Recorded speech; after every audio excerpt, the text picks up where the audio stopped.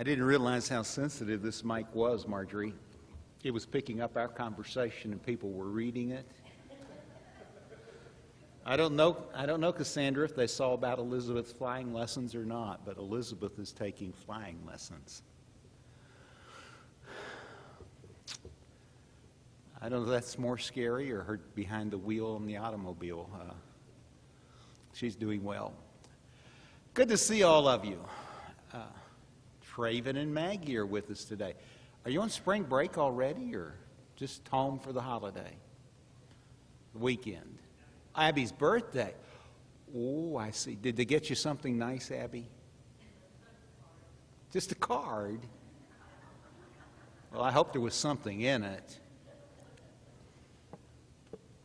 Well, I guess we should start. And I don't know if that's actually Daryl, are you recording this class? Well, this will live in infamy now. Once it's on the internet, it's there forever. So we better get with the program. We're in Ecclesiastes Chapter 9. We pick it up in verses 5 and 6 this morning. I think we may have touched on this a little bit last Sunday morning, but my memory is not as good as I would like it to be. And this is what I had written down on my calendar, so I may have thought we dealt with this and didn't. For the living know that they will die, but the dead know nothing. Let me stop really quickly and tell you that this is the perspective from under the sun. This passage is utilized by those who believe in either annihilation or soul sleep. Annihilation makes the argument that when you die, you cease to exist. Body and soul are no more, if there is indeed a soul. Most who believe in annihilation don't believe that there is a spiritual dimension to life. If you reject annihilation, you may be compelled to acknowledge the idea of soul sleep, that when you die, the body returns to dust and your spirit simply sleeps to be awakened at the return of the Lord. Neither of those concepts fit into what the Bible actually says regarding what occurs after death. I'm not an expert in the sense that I've had the experience of dying and then can return to witness to you what happened after I died. There are those who make that claim. I don't know if you're aware of that or not, but actually a number of people have claimed to die and then return to tell the story. I only know of one person who actually did it, the Apostle Paul, and what strikes me as really interesting about his account, and he said he didn't know if he was in the body or out of the body, probably referring to the events that occurred outside of Lystra when he was stoned to death, and during that time he entered into the third heaven, and when he actually revived, life returned, he was not permitted to speak of anything that he heard or saw while in the third heaven. So that makes me really reluctant to put a lot of stock in the accounts of those today who believe that they died, experienced an afterlife, and then returned to their bodies. I don't question their sincerity, but I wonder why they're permitted to tell a story when the Apostle Paul, who is the king of truth, so to speak, as an inspired writer, was not permitted to speak of what he experienced during that interim. So just a little hesitant to embrace those stories as having any real validity. But what I can tell you is that this is the perspective from under the sun, and not the perspective that we get when we look at the whole Bible. We've got a message coming up on Sunday morning in the next 2 or 3 weeks, build around the question, where are the dead? And we'll address it from what the Scriptures actually say. And what we're able to discern from at least Luke 16 is that when you die, you do not lose consciousness, that you do not lose your memory, that you do not simply go to sleep to be awakened at the return of the Lord. None of those things are actually justified in what the record says. So as we proceed this morning, we don't look at this and draw the conclusion that a lot of people do, that when you die you essentially cease to exist, at least in a conscious state. Just the opposite. He says, the living know that they will die, but the dead know nothing, and they have no more reward, for the memory of them is forgotten. And I think all of us are probably well enough versed in history to realize that most people may have their 15 minutes of fame, but they're soon forgotten, and their memory perishes. That's pretty normal from the under-the-sun perspective.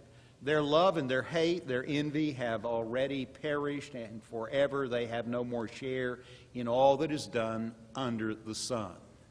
So that phrase, under the sun, that we've confronted over and over again in Ecclesiastes, reminds us that these are observations that are made without any acknowledgement of a spiritual dimension to life. When you factor in the spiritual dimension, that there is a God and we are amenable to Him, that there is a right way and a wrong way to live, then these under-the-sun observations take on a whole new perspective. So what does it mean when he says the dead know nothing? And the response is that the living have the advantage of knowing that they will die. Knowing that you're going to die should be an incentive to act. Are there things that you've left undone that you need to get taken care of? Are there relationships that have frayed that you need to mend?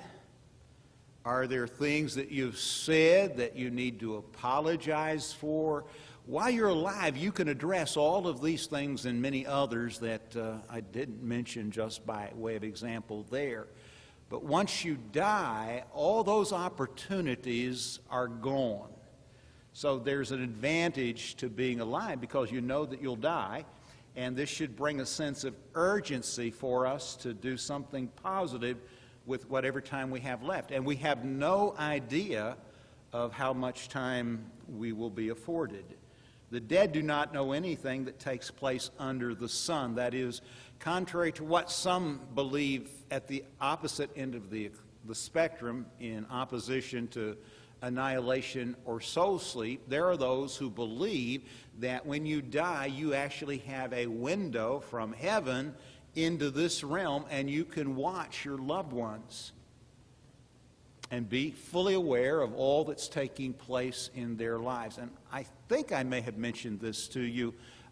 There is a song, Holes in the Floor of Heaven, which actually I've had requests to use at funerals, which I will not do because it conveys an idea that's completely false. No one's looking through the cracks down on us today from a heavenly perspective. When you die, you lose contact with everything that is occurring here on this earth. That doesn't mean that you lose your memory. And again, I would remind you, if you have doubts, to read Luke 16 and the story of Lazarus and the rich man, who is often identified as Dives. And this is the only real account in Scripture that I'm aware of that gives any indication as to what lies beyond the grave, whether it be positive or negative. The dead not only do not know what goes on in this life after their death, but they also have no reward in what is done under the sun. After death, no matter what you've accumulated, no matter how well you have lived, everything can change and change instantly, again, as illustrated in Luke 16. The dead are soon forgotten, regardless of how they lived, loved, hated, or envied. This does not support, then, the false doctrines of annihilation and soul sleep. And once more, I'll remind you, we'll have more to say about that later. Keep in mind that many of the things that we read in Ecclesiastes are from the material and earthly perspective without a spiritual dimension. Verses 7 through 10. Go, eat your bread in joy, and drink your wine with a merry heart. For God has already approved what you do. Let your garments be always white. Let not oil be lacking on your head. Enjoy life with the wife whom you love all the days of your vain life that he has given you under the sun, because that is your portion in life and in your toil at which you toil under the sun. Whatever your hand finds to do, do it with your might, for there is no work or thought of knowledge or wisdom in Sheol, to which you are going. And Sheol is the Hebrew equivalent of Hades, the abode of the dead. And I was, when Michael was speaking a few weeks ago on Sunday night, he mentioned Sheol, and it came on the board S-C-H-U-L, I believe. And I thought, well, that's a word I've never heard of. And I looked it up, and it's actually another word for synagogue. So I learned something when Michael was speaking about the synagogue and terminology that can be used for it. Sheol, however, S-H-E-O-L, is the realm of the dead. And both Hebrew and Greek speak of that realm. And he is saying that in Sheol, there is no work or thought or knowledge or wisdom in Sheol of things under the sun. Keep in mind, this is when you die, you enter into the Hadean realm, the realm of Sheol. And from Luke 16 again, we learn that it is either a place of paradise or a place of torment. The paradise is called Abraham's bosom. And though you still have your memories, you are still you. You no longer have contact with anything going on here on this globe. And there are no mediums capable of bridging the gap between eternity and present reality. One of the things that if you stay up late watching television that you may encounter, this is years ago, I don't even know it's still true because I can't stay awake to stay up late anymore. I go to sleep a lot earlier than I used to, but there would be advertisements from mediums, the best psychic reading you've ever had. And I have to admit, I couldn't dispute that because I've never had one, so if I had one, it would have to be the best I'd ever had. But it's all nonsense. I assume you know that, just like reading your horoscope in the paper, just nonsense. There are no mediums that are able to bridge the gap to let those who have departed know what loved ones are doing here on this earth that they've left behind. And that's one of the things that Solomon is saying. When you die, things change. They change dramatically. Doesn't mean that you cease to exist. Doesn't mean that you lose your personal identity, but your contact with this realm is severed. So if you're thinking about contacting some long-lost relative for advice, you're wasting your time, your money, and in fact violating clear principles of Scripture. One of the things that the law repeated was a warning to Israel not to get taken up in these kinds of things with wizards and mediums and spirits and necromancers. That's a fancy word for people who think they can talk to the dead. It just doesn't happen. So what advice does he give to the living and what is men? Verse 7 says every person should choose to live life to the fullest. To eat and drink and be merry is a good thing if you do it in the context of your relationship with God and how that relationship is to be ordered. Further, since this is the only opportunity a man receives, enjoy life, eat and drink. God does not want his children to be sad and miserable. Jesus said in John 10:10, I've come that they might have life and have it more abundantly. I really believe there are some folks, their numbers are small, but they exist, who are of the persuasion that the more miserable you are, the more godly and holy you must be. And if you really are enjoying life, if you look forward to the day, if you learn to laugh and smile and appreciate the good things that God has provided, something is amiss. And Solomon is saying, no, that's not the case at all. Live life fully. Now in verse 8, two examples of how to choose happiness revolve around clothes and oil. I don't know if you picked up on that or not, but he says clothes, being white, may represent purity, but they also may simply be the result of living in a hot climate, and it's better to dress in light-colored clothing, than dark-colored clothing. Because the dark holds the heat, the light tends to reflect it. And so you're going to be more comfortable if you're clothed in white. And I suspect, given the context, he's talking about a happy life, eating, drinking, enjoying the blessings of God, and living in an environment that makes life more enjoyable and more pleasant. If I have the option in summer to be in air conditioning or to be out of air conditioning, I choose air conditioning every time. I just like being comfortable. I don't particularly like the heat, especially excessive heat.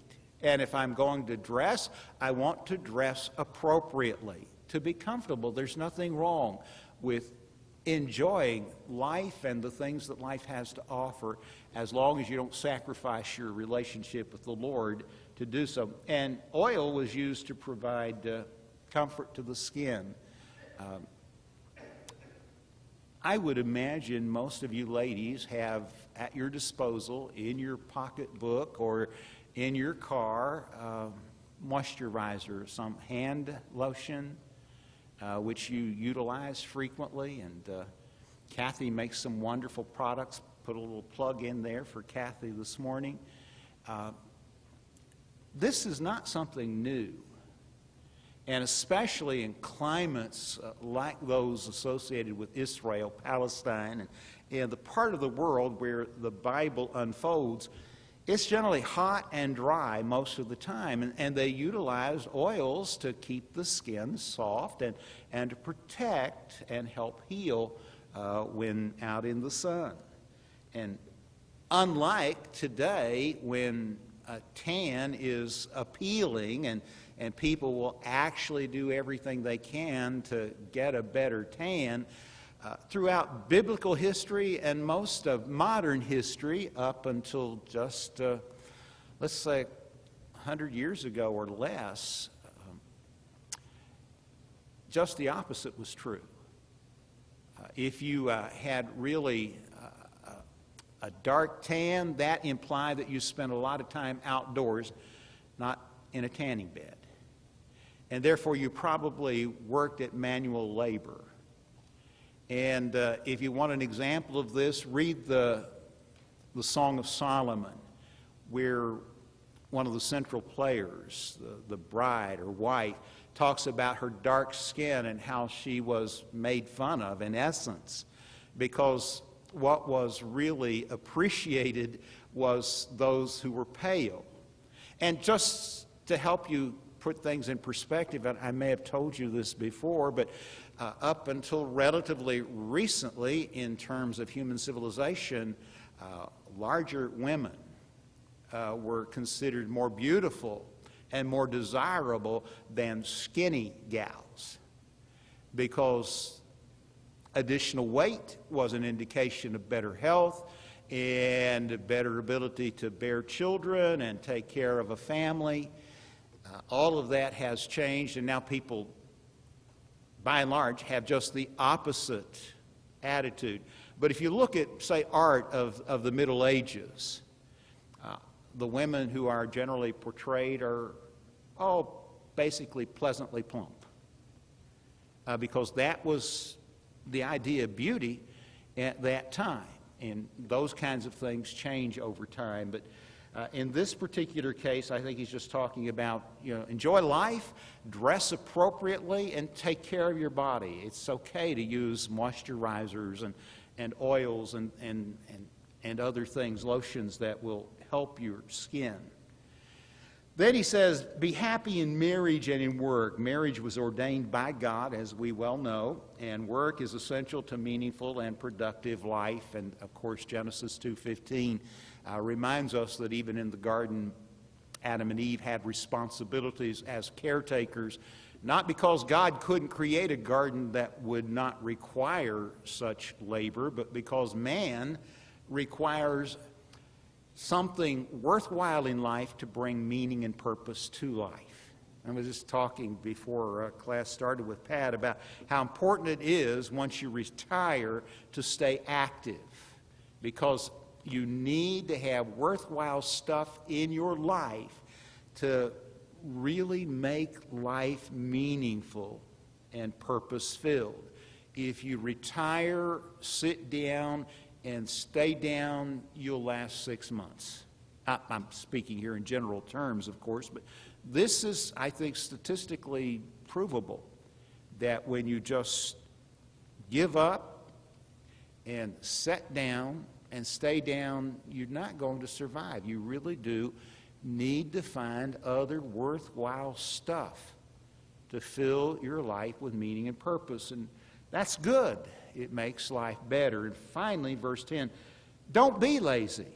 Whatever you do, do it well. Colossians says, whatever you do, do it heartily, as unto the Lord and not unto men. And the basic argument there is simply this. What we do, we are to give our best toward, believing that we're doing it not for other people, not even for ourselves, but for God. Now, let me clue you in. Your best today may not be your best tomorrow. Your best today may not be as good as it was yesterday. But that doesn't matter. What are you capable of doing today? Do your best. And Solomon is essentially making that same argument in chapter 9, verse 10. Again, I saw that under the sun the race is not to the swift, nor the battle to the strong, nor bread to the wise, nor riches to the intelligent, nor favor in those with knowledge, but time and chance happen to them all. So he says, from this earthly vantage point, I have observed everything, and I've experienced everything, and here's a conclusion I've drawn. Things don't always turn out the way you think they should. They don't always turn out as the evidence seems to indicate they will turn out, because we don't factor in chance and time, which can play significant roles in things. The fastest doesn't always win the race. You read that and you can't help but think of the turtle and the hare, can you? It's what I think about immediately. A good example of how the swiftest doesn't always win the race. And the battle is not always to the strong. Right now, I'm sure you're all aware of what's playing out in Ukraine. I am confident that Putin thought his troops would just roll in and roll over everybody, but he hasn't seen that happen yet. Because just because they're better equipped and larger in number doesn't necessarily mean that they're going to get their way all the time. Doesn't always work out that way. And I will remind you that they spent probably 20 years in Afghanistan and never got anywhere. And they finally just walked away from that. There are other factors, and when you have people who are fighting for their homeland and for their family, that can have a major, major impact that can't be measured. So the battle's not always to the strong, nor bread to the wise. Just being wise doesn't mean that you're going to succeed in everything and be able to feed your family and meet all your obligations. It's not just unwise people who fail, but sometimes the wisest as well. Nor riches to the intelligent, nor favor to those with knowledge. So the explanation that he provides for the fact that the lot of all men is not the same is simple. events do not always work out the way it seems they should.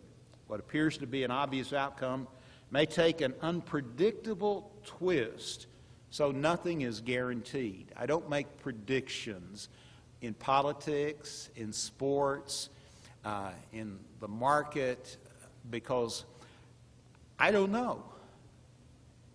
There are times when the outcome seems so obvious, and then the opposite occurs, because time and chance have to be factored in as well. He offers the 5 illustrations that we've touched on. The race is not to the swift, the battle to the strong. The best warriors don't necessarily always win the battle. A person who is perceptive and makes good judgments will not necessarily become rich. And furthermore, those with the greatest abilities may not be shown favor by rulers or employers. And I think at the core of this is something that all of us have heard, may have experienced, that frankly sometimes it's not what you know, but who you know that makes the difference. I know of people who are well qualified for jobs. It seems that they should, just automatically fill a position when it comes open, and then they're ignored and somebody else is moved in, not because they're better qualified, they just happen to know the right people. And you can't really account for that. It happens. Solomon is essentially acknowledging that it happens. Don't be surprised when it does. For man does not know his time, like fish that are taken in an evil net, and like birds that are caught in a snare, so the children of man are snared at an evil time when it suddenly falls upon them. Now, fishing and bird catching both require either nets or snares. And the fish and the birds that are captured this way are caught off guard. They're not being, I suspect, as observant and as cautious as they could be, and they pay the price. So the illustrations that he uses show the uncertainty of man's demise. We're like fish. We're like birds ensnared in a trap. We see that in the animal kingdom. But we often ignore the fact that in many ways it's no different for us. Man, like fish and birds, may move foolishly ahead without exercising caution or forethought. When you're young, I think you're really prone to do that. Learn how important it is to look before you leap. But when you're young, you don't think about consequences. You don't really look ahead. You feel invincible, almost immortal. You just do it, and often to your detriment. So they move foolishly ahead without exercising caution or forethought. And then suddenly, man finds himself entrapped. As in verse 11, the reminder is that time and chance happen to them all. We might say the best laid plans of mice and men often go, I think, is awry or astray. You can think it through, plan it out, and then begin to exercise your plan and find out it just didn't work out the way you thought it would. You've covered your bases, you've considered all possibilities, but then there are things that just are inexplicable, time and chance. And Solomon is saying, as I've looked at life, there have been times when what I thought clearly would be the case turned out not to be the case because of factors that I hadn't considered. Some people are lucky, and some are unlucky, and that can have a real impact on outcomes. I have also seen this example of wisdom under the sun, and it seemed great to me. There was a little city with few men in it, and a great king came against it and besieged it, building great siege works against it. There was a time when if you wanted to protect yourself, you built a big wall. That time's still here for the people who can afford it. Our politicians who want to defund the police are living in guarded communities with personal guards protecting themselves while saying everybody else is on their own. That's no different than it was in the days of Solomon. You wanted to protect your city, you built a huge wall around it that was at least thought to be impregnable. Think Jericho, for instance. How would Israel possibly take such a fortified city? On their own, they couldn't, but they weren't on their own.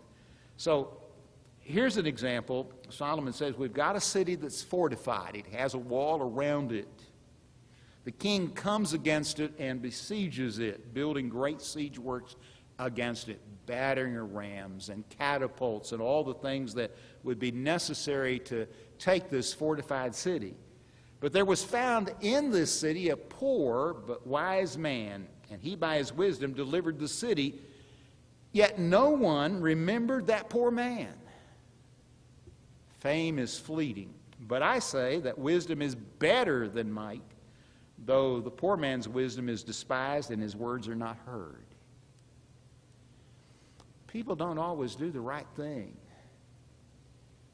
And even when they do, they don't always remember who directed them in the right direction. And if you're a really careful Bible student, you're aware of the fact that there is at least one example of the very illustration that Solomon uses here, but it involves a wise woman rather than a wise man. The purpose of the story regarding the deliverance of a city is very simple. Wisdom is better than strength, contrary to what most people think. But the wise are not long remembered or appreciated. It's sad, tragic, but we tend to remember the wealthy, the powerful, and forget the wise.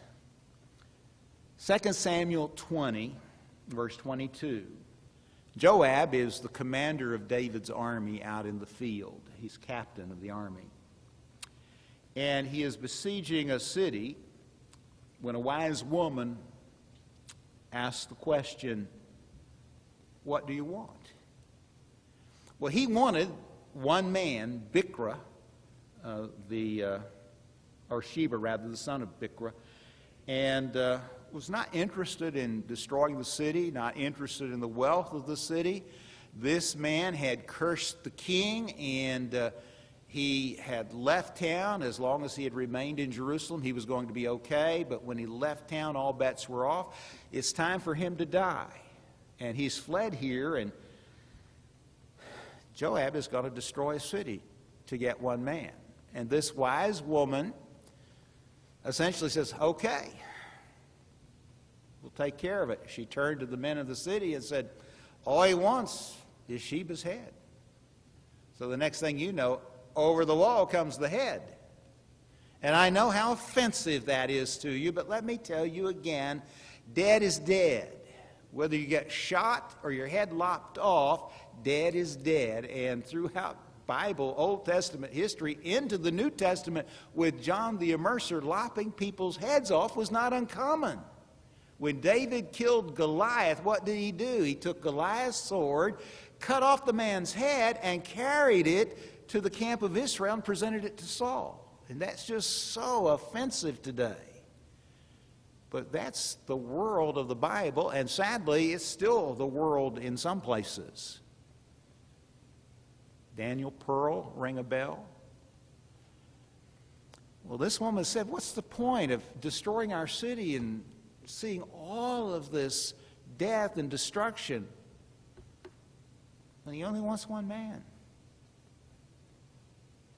Threw the head over, and Joab walked away, and the city was spared. This wise woman, whose name is not even given. She's forgotten. So it is today, Solomon would say. The words of the wise heard in quiet are better than the shouting of a ruler among fools. What is the purpose of raising one's voice?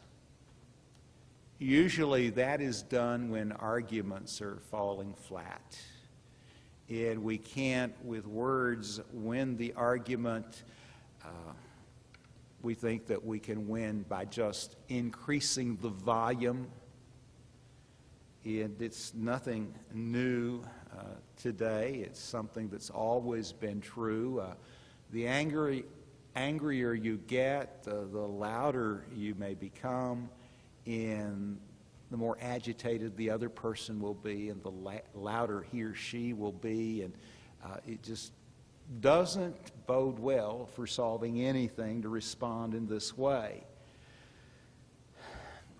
And sometimes things said in secret aren't even secret. They're spread everywhere. So, the question is, how are the words of a wise man contrasted with those of a fool? And this is what he's done in verse 17. Wisdom can be found in all types of people and in all walks of life. Never forget that. Somebody may on the surface appear to be a fool, but in fact be among the wisest among us. And somebody who may on the surface appear to be very wise may in fact not be very bright at all, a dim bulb. So poverty and ignorance are often thought to go hand in hand, but a poor man may also be wise, and a rich man, like a king, may be foolish. The fools think that the louder he gets, or they get, the more likely he is to be heard. But the wise man is known for his quietness. And then you think of Proverbs 15:1, a gentle answer. The King James says, a soft answer turns away wrath or strife. Just getting loud is not a sign of right or might. The wise man knows that, the fool doesn't. Wisdom is better than weapons of war, but one sinner can destroy much good. So he says there's greater value in wisdom than in military might, but a single sinner can overcome much wisdom and lead to a bad outcome as a result. So from that, the question or request is explain why wisdom is better than weapons of war and why one sinner destroys much good. And the response is, although wisdom is powerful, it is not as forceful as the influence of one sinner. Satan uses sinful lives and practices to enhance his evil work. Wisdom can neutralize the weapons of war. The story of the small city delivered when the head of Sheba is tossed over shows the superiority of intelligence over brute force, and yet one sinner can undo the good that might be accomplished. The sinner is thus depicted as having enough power to defeat both wisdom and weapons, or weapons and wisdom if you read the text. Sin's a terrible thing, and it can do untold damage if not held in check. Having said that, he makes an observation that most people are familiar with as chapter 10 unfolds. Dead flies make the perfumer's ointment give off a stench, so a little folly outweighs wisdom and honor. Flies have always presented a problem. They always will. And there are just some places you don't want to see them. Restaurants. My house. I can't stand a fly in the house. I hunt and hunt until it is no more.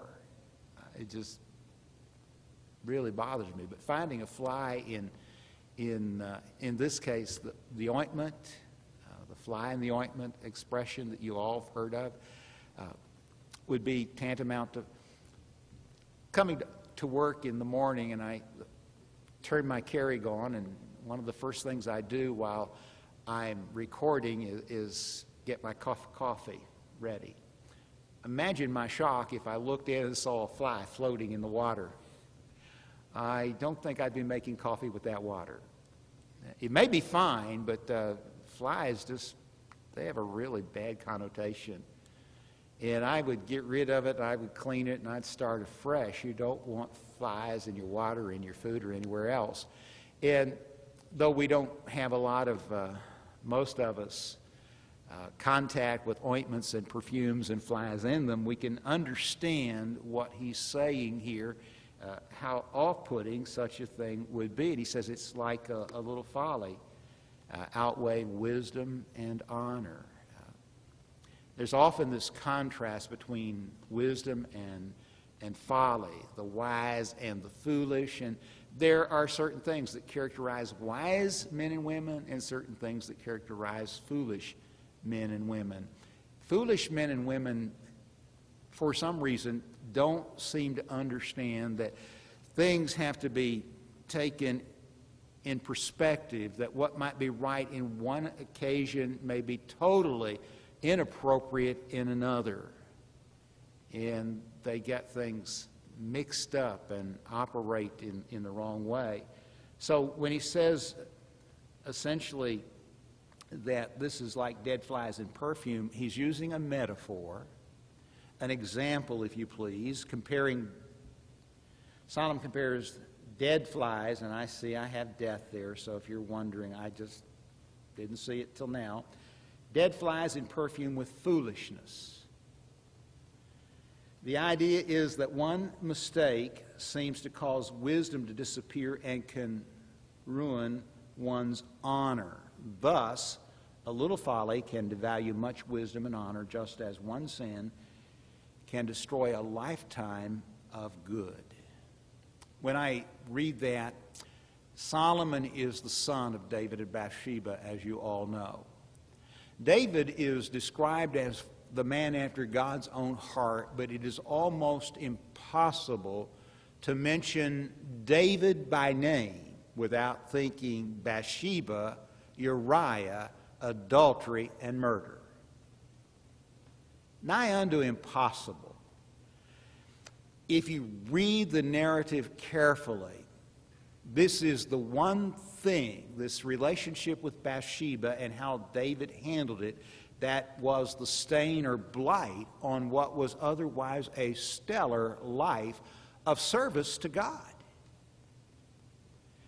And it is stated in the historical narrative regarding David that this was the sin that David was remembered for.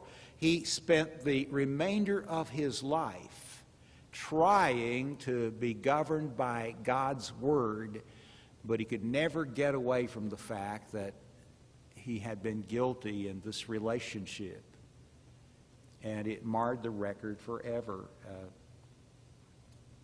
One sinful act can destroy a lifetime of service and commitment to God. That's why it's so important that we are conscientious as people of God, because one's reputation can be ruined in a hurry, and once ruined might never be restored. Now, David found forgiveness, and I think it's always important that we recognize that forgiveness is available to everyone. But though forgiven, we may not be able to avoid the stigma of a single transgression that has marred what was otherwise a stellar record. I did hear the bell, but we have about 4 minutes left. One more or two verses. A wise man's heart inclines him to the right, but a fool's heart to the left.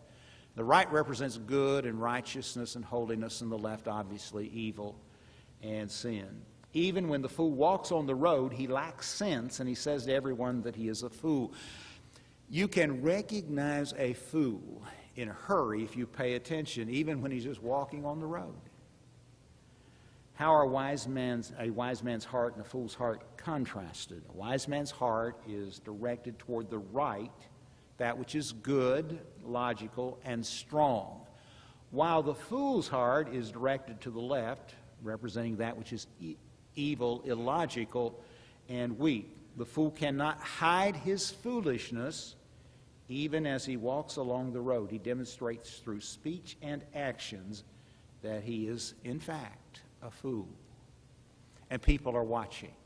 I think that's key to understanding how life is to be lived. People are watching every day and judging our Lord and His church by what they see in us. But not only are people watching us, God is also watching. So we must walk wisely in this world, not as fools. And that will take us in the direction God wants us to go. Which brings us to the close of this morning's study. We'll pick it up next week in Ecclesiastes Chapter 10, verse 4, God willing. And I know we start a new quarter next week, but we're going to move from Ecclesiastes to Esther. It's a shorter book, so we should have time to take an extra couple of weeks for Ecclesiastes and still be able to complete our study of Esther before the summer break. Good to see all of you. Enjoy 15 minutes of visiting before we begin our worship.